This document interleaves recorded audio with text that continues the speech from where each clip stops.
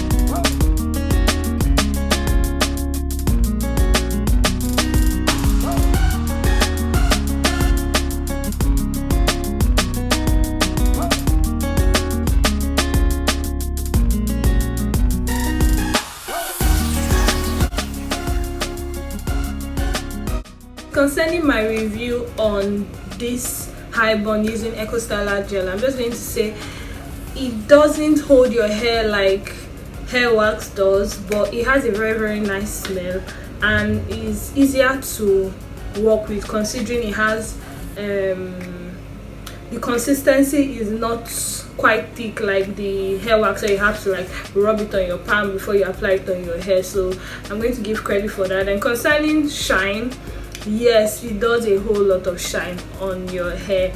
So if you want to use, if you're making your high bun and you want to use it or you want to lay your hair and you want it to stay for a longer time, I think you should use the hair wax. But if not, it's fine, you can use the Eco Styler gel.